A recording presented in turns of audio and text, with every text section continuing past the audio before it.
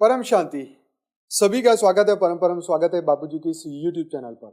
हम लोग आत्मा आत्मा आत्मा करते हैं कि भाई आत्मा क्या है और वेदों शास्त्रों पुराणों में आत्मा के बारे में क्या लिखा है, हमें ये जानना चाहिए।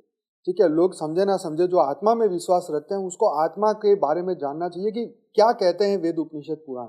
सबने तो गीता में तो हमने पढ़ लिया कि आत्मा के बारे में भगवान कृष्ण ने बताया, लेकिन वेद उपनिषद पुराण क्या कहते हैं आज डिटेल में समझे मेरे साथ और बने रहिए इस पूरे वीडियो में। तो 13 जो मुख्य उपनिषद है उसमें आत्मा की क्या व्याख्या है और उसका क्या विवरण है वो हम चर्चा करने वाले हैं। उपनिषद वेदों के ज्ञान का सार है और इसमें आत्मा ब्रह्म और उनके बीच के संबंध का गहन वर्णन किया हुआ है। आत्मा को उपनिषदों में अविनाशी, अपरिमेय और परमात्मा का अंश बताया गया है। तो आइए पहले जानते हैं ईशावास्य उपनिषद के अंदर तो आत्मा सर्वव्यापी है और प्रत्येक प्राणी में निवास करता है। आत्मा को अविनाशी और स्वतंत्र बताया गया है। आत्मा अवश्य भावी है, न इसे मारा जा सकता है और न नष्ट किया जा सकता है। उसका मुख्य संदेश यह कि हर प्राणी में आत्मा ब्रह्म का अंश है और इसे माया के परे देखना चाहिए। केन उपनिषद हमें बताता है कि आत्मा को इंद्रियों और मन का अधिष्ठाता कहा गया है। यह इंद्रियों से परे है, लेकिन इंद्रियों के बिना आत्मा का अनुभव नहीं किया जा सकता। तो और गहराई से बताया, जिसे वाणी नहीं कह सकती लेकिन जिसकी वजह से वाणी बोलती है वह आत्मा है। उसका मुख्य संदेश है कि आत्मा अज्ञेय और ब्रह्म के समान है। कठोपनिषद कहता है कि आत्मा को अविनाशी और शाश्वत कहा गया है। आत्मा न जन्म लेती है न मरती है, आत्मा अमर है, जीवन और मृत्यु के परे है। मुंडक उपनिषद कहता है कि आत्मा ब्रह्मांडीय चेतना का हिस्सा है। आत्मा और ब्रह्म का संबंध जैसे चिंगारी और अग्नि का है। जैसे अग्नि से अनेक चिंगारियां उत्पन्न होती है, वैसे ही आत्मा आत्मा ब्रह्म से उत्पन्न होती है। मुख्य संदेश है कि आत्मा ब्रह्म का अंश है और उससे अलग नहीं है।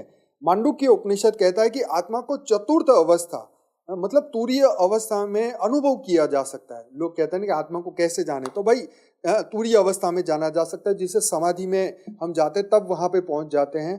तो यह स्थिति जागृत, स्वप्न और सुषुप्ति से परे है। यह आत्मा ही ब्रह्म है। अयम आत्मा ब्रह्म जिसे कहा गया है, यह आत्मा ही ब्रह्म है। मुख्य संदेश यह है कि आत्मा ब्रह्म का स्वरूप है और इसे तुरीय अवस्था में जाना जा सकता है। तैत्तिरीय उपनिषद कहता है कि आत्मा को पंचकोश, अन्नमय, प्राणमय, मनोमय, विज्ञानमय और आनंदमय जो हमारे कोश है, इसके माध्यम से जाना जा सकता है। आनंदो ब्रह्मते व्यजानत, आनंद ही आत्मा और ब्रह्म का स्वरूप है। तैत्तिरीय उपनिषद कहता है आत्मा को आनंद और ब्रह्म के माध्यम से अनुभव किया जा सकता है। ऐतरेय उपनिषद कहता है कि आत्मा सृष्टि का मूल कारण है। यह सभी प्राणियों में विद्यमान है। सृष्टि के आरंभ में केवल आत्मा ही थी। आत्मा सृष्टि की उत्पत्ति और ब्रह्मांडीय चेतना का आधार है। छांदोग्य उपनिषद बोलता है आत्मा और ब्रह्म एक ही है। आत्मा सत्य, चित्त, आनंद का प्रतीक है।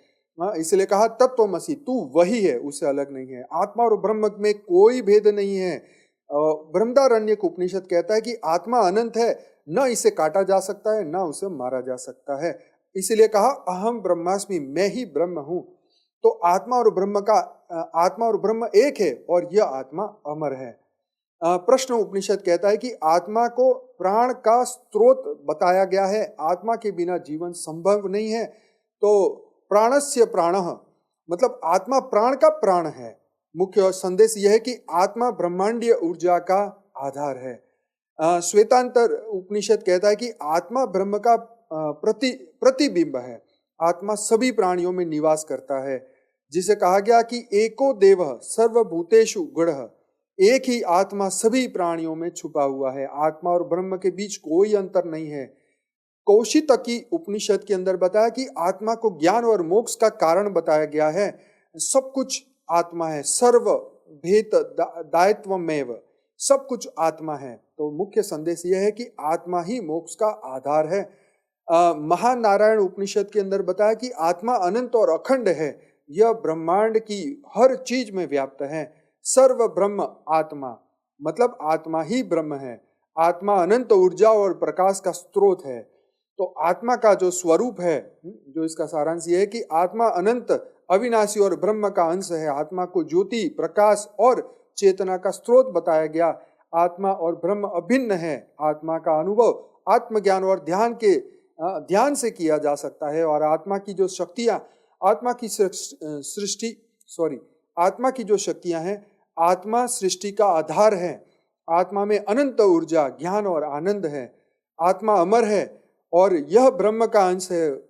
इसकी शक्ति अनंत है। इसे समझने के लिए आत्मा और ब्रह्म के एकता को पहचानना आवश्यक है।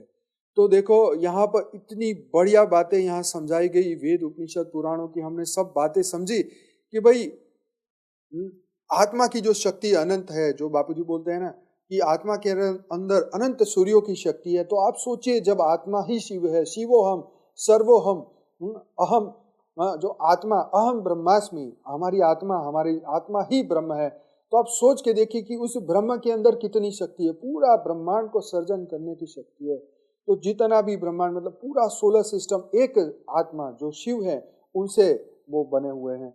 तो ये समझिए, आत्मा को जानिए, आत्मा को पहचानिए। इसलिए भगवान ने, कृष्ण ने गीता में भी कहा, देह से श्रेष्ठ है मन, मन से श्रेष्ठ है बुद्धि और बुद्धि से श्रेष्ठ है आत्मा। तो हे पार्थ, तू आत्मा की चिंता कर। तो इसीलिए हर मनुष्य को आत्मा को जानना चाहिए, क्योंकि अगर हम आत्मा को बिना जाने ही धरती से विदा हो गए तो फिर कब मौका मिलेगा फिर से पुनः जन्म का। अगर हम 84 लाख योनि में चले गए तो आप जानते हैं कि जानवरों के पास ये विशेष ज्ञान और बुद्धि नहीं है, उनके पास वो विवेक नहीं है कि वो अपने आप को जान सके। एक जानवर, एक गधा अपने आप को कभी नहीं जान सकता, पर मनुष्य जान सकता है। इसलिए वेद उपनिषद पुराण हमें बार बार समझा रहे हैं। दिव्य पुरुष, महापुरुष, महात्माएं, महान आत्माएं बार बार समझाती है कि आत्मा को जानो, आत्मा को जानो। तो अब ये आपके ऊपर है कि आप आत्मा को कब, कैसे जानते हैं, पहचानते हैं और अपनी आत्मा का कल्याण करते हैं, अपने दिव्य स्वरूप को जानते हैं। तो आप सभी का स्वागत है इस बापूजी के YouTube चैनल पर, जहां पर आपको बहुत गहराई से बापूजी ने 7 सीक्रेट ऑफ शिवा के वीडियो में बहुत गहराई से बापूजी ने ये अंतर समझाया है। तो आज ही हमारे से जुड़िए। इस चैनल को पहली बार आए तो सब्सक्राइब करिए, बने रहिए हमारे साथ डेली लाइव मेडिटेशन में रात को 10 से 11 में, जहां पर मैं डेली लाइव मेडिटेशन में ये सभी चीजें चर्चा करता हूं। और 1200 से ज्यादा एपिसोड हो चुके हैं। मॉर्निंग में जुड़ना चाहते हैं तो सुबह 5:30 से 6:30 बजे लाइव मेडिटेशन कर सकते हैं साक्षी के साथ, परम शांति मोटिवेशन एंड मेडिटेशन के चैनल पे। अगर वीडियो अच्छा लगा है तो जरूर से लाइक करें, सब्सक्राइब करें और शेयर करें।